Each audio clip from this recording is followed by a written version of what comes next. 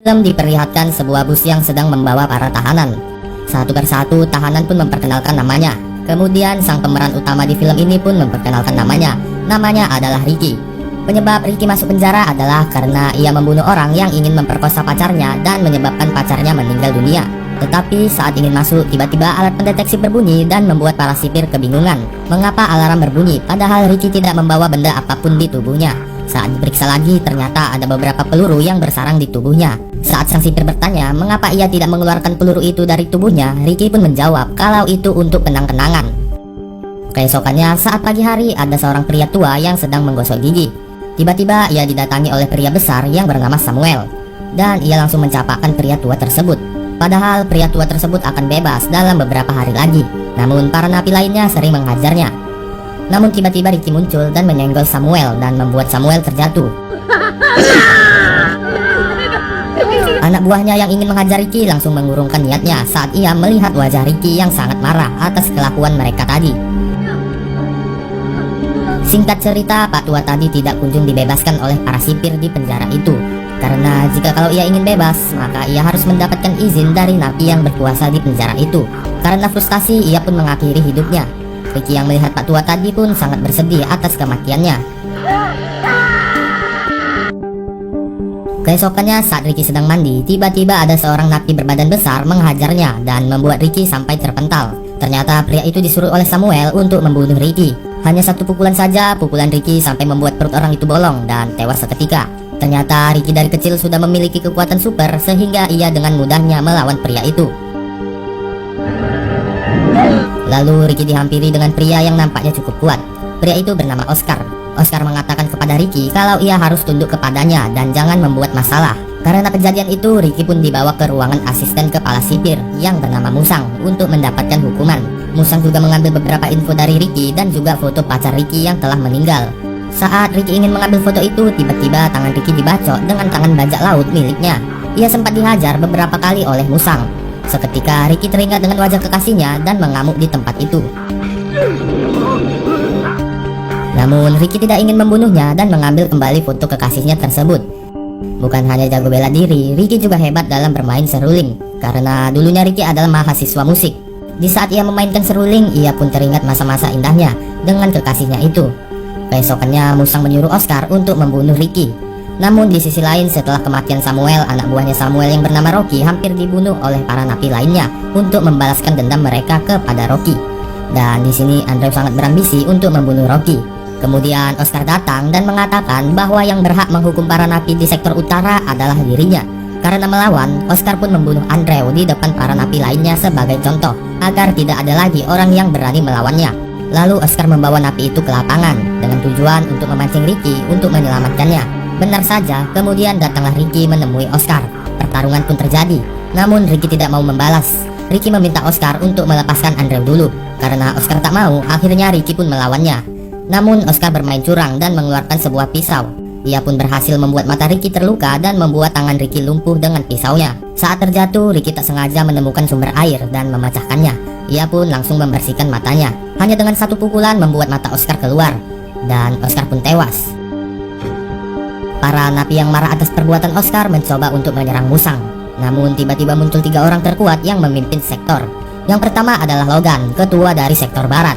Kemudian Tarzan, ketua dari sektor timur. Dan yang terakhir adalah Dragon dari sektor selatan.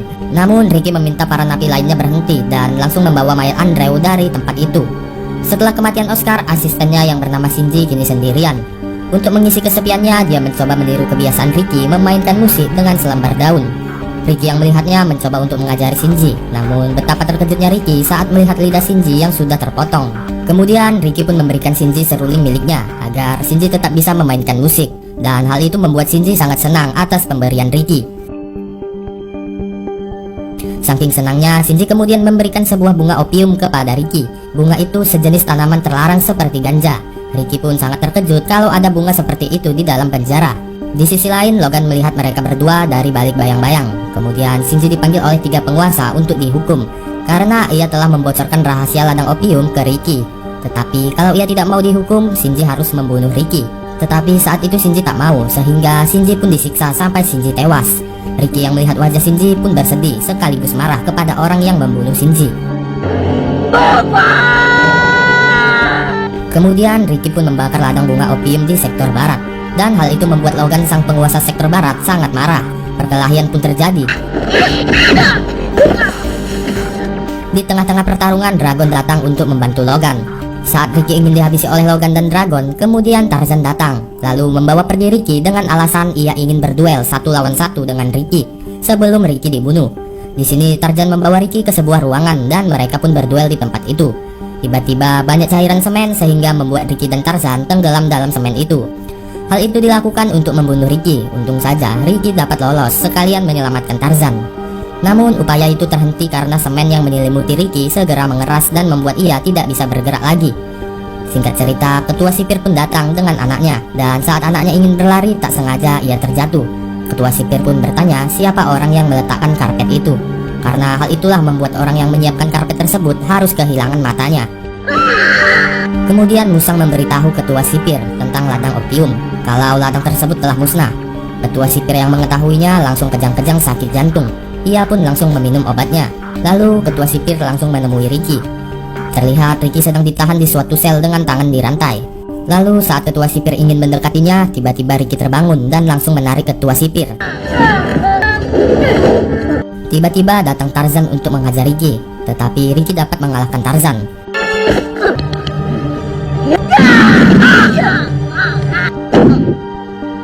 Lalu tiba-tiba jatuh atap yang terbuat dari besi yang sangat berat. Namun ketua sipir menyetrum dengan listrik 100.000 volt. Ricky pun tumbang. Saat besi itu akan jatuh mengenai Ricky, tak diduga-duga Tarzan bangun dan menahannya sehingga Ricky dapat lolos. Mungkin Tarzan ingin membalaskan kebaikan Ricky sebelumnya dan sudah muak mengikuti perintah ketua sipir. Sepintas Ricky ingin menyelamatkan Tarzan, namun itu semua sia-sia. Dan akhirnya Tarzan pun tewas di tempat. Dan Ricky pun sangat marah dan langsung ingin menyerang ketua sipir. Namun sayangnya Ricky terkena setrum sehingga membuat ia tumbang. Saat tersadar, Ricky ternyata sudah berada di sebuah lapangan dan Ricky akan dikubur hidup-hidup. Dan jika Ricky bisa bertahan sampai 7 hari, ketua sipir akan membebaskan Ricky. Lalu ketua sipir menyuruh para napi di sana untuk mengubur Ricky secara bergantian. Namun para napi menolak dan tidak mau melakukannya. Seketika orang-orang yang menolak akhirnya ditembak di tempat dan napi lainnya tak bisa berbuat banyak. Mau tak mau para napi pun menguburkan Ricky secara bergantian. Hari demi hari Ricky masih berada di bawah tanah itu, dan setiap malamnya terdengar suara seruling Ricky yang menandakan bahwa Ricky masih hidup. Singkat cerita, 7 hari telah berlalu. Kini saatnya Ricky keluar, dan benar saja Ricky masih hidup. Tetapi ketua sipir mengingkari janjinya dan Ricky tetap ditahan dan juga disiksa. Setelah banyak hal yang dilaluinya, kini Ricky sangat lemas. Lalu ada satu orang napi yang perhatian kepadanya. Ia datang dan membawakan Ricky makanan. Napi itu bernama Freddy. Namun aksinya diketahui Rocky. Alhasil Freddy pun ditangkap dan dibunuh. Saat Musang dan Rocky ingin mengecek kamar Ricky, ia melihat tidak ada Ricky di dalamnya. Ternyata Ricky ada di atas atap, dan ia pun langsung membunuh Rocky dan menghajar Musang sehingga Ricky dapat bebas. Kemudian terjadilah kerusuhan di sel tahanan untuk melawan kekejaman ketua sipir. Ricky pun membantu mereka dan menghajar para sipir itu. Singkat cerita, Ricky akhirnya bertemu dengan ketua sipir. Tanpa basa-basi, ketua sipir langsung membunuh Musang karena menurutnya ia sudah tidak berguna lagi.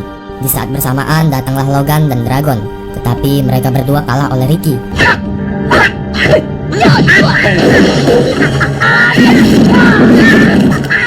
Dan tersisalah ketua sipir dan Ricky, dan terjadilah pertarungan. Tak disangka-sangka ternyata ketua sipir mempunyai kekuatan super dan dapat merubah tubuhnya menjadi lebih besar. Seketika Ricky pun kewalahan.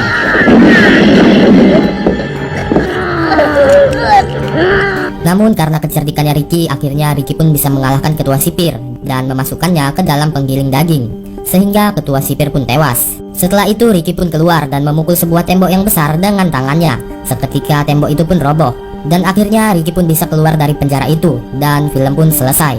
Nah, seperti itulah cerita film Story of Ricky. Semoga kalian terhibur.